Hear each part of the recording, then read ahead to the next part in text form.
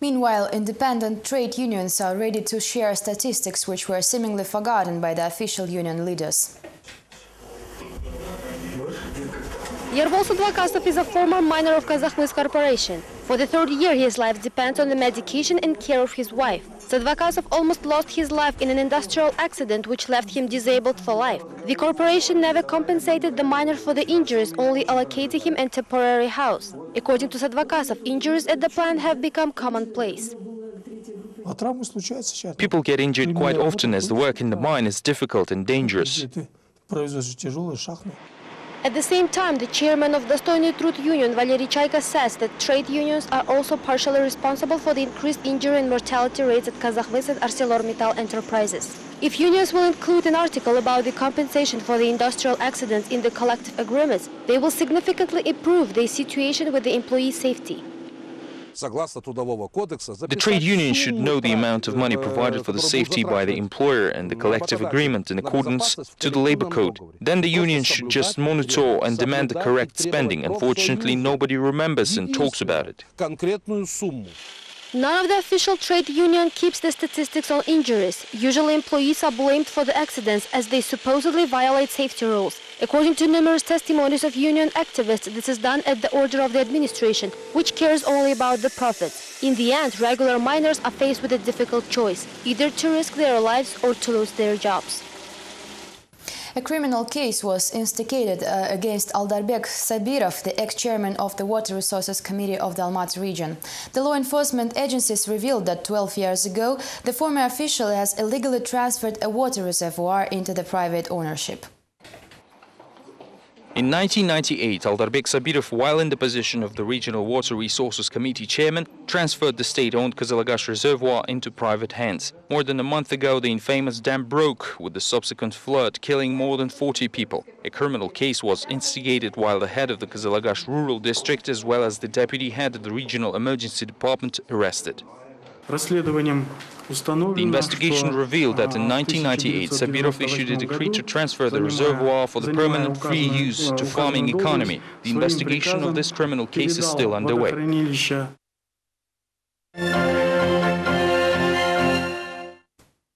The shortest protest in Almaty was held on April 21st. Activists of the Kaznet freedom movement needed only 15 minutes for they attempted to draw the public attention to the issue of censorship of the World Wide Web. On Wednesday, activists of the Kazakh freedom movement picketed the Almaty office of the national company Kazakh Telecom, trying to draw attention to the issue of internet censorship. We're against ECK, so we whistled in protest.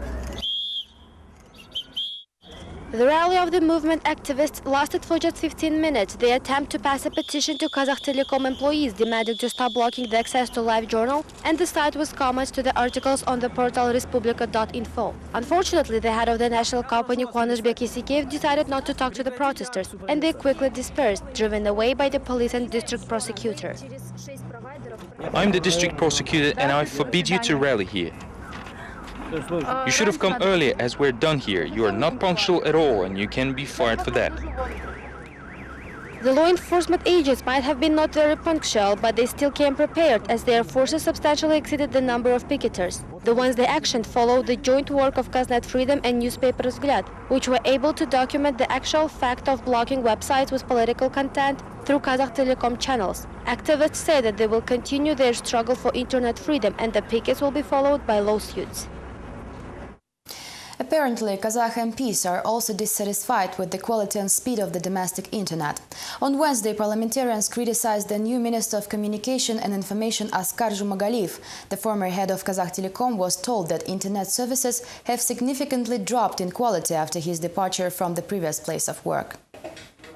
Kazakh MPs complained to the Minister of Communication and Information Askar Zhumagaliyev about the slow internet connection and the failure of the electronic government project, overhyped by officials. Interestingly, deputies did not raise the issue of blocked websites. Seemingly, they asked questions not as elected representatives but as regular consumers. I used to make bank payments, buy tickets or even shoes over the internet, but now I have to go to the service center and stand in lines to use these services. I want to know when we will be able to make internet payments and use the e-government again. In the end, MPs reached a consensus that the newly appointed minister will be able to solve internet problems. After all, Zhumagaliyev has a good experience as he was the head of Kazakh Telecom. Later, Zhumagaliyev told reporters that he is working on the issue of destructive sites, although he cannot clearly define what exactly are those. Nevertheless, the minister is sure that many of these sites will be closed by court orders, while Kazakh Telecom has nothing to do with the blockage. I don't think that Kazakh Telecom benefits from blocking any websites because the company focuses its activities on the expansion of its services. Thus, the more sites users visit, the better for KT, as the increase of traffic means more profits for the company. Zhumagaliyev says that he cannot solve the problem of blocking websites and refuses to comment on the technical issues. The Education Ministry intends to discuss the recent introduction of religious studies in school curriculums across Kazakhstan during the first International Congress of Teachers. The course became mandatory in 2009 and already caused some controversy. The new subject has caused numerous disputes. On Wednesday, during a special briefing, the Education Minister said the textbooks should be improved as there are flaws in them. For instance, some religious groups registered in Kazakhstan are presented as banned sects. Nevertheless, Jansi Tuminbayev assured that this mandatory class is needed to instill children with religious tolerance and to teach them the culture of faith.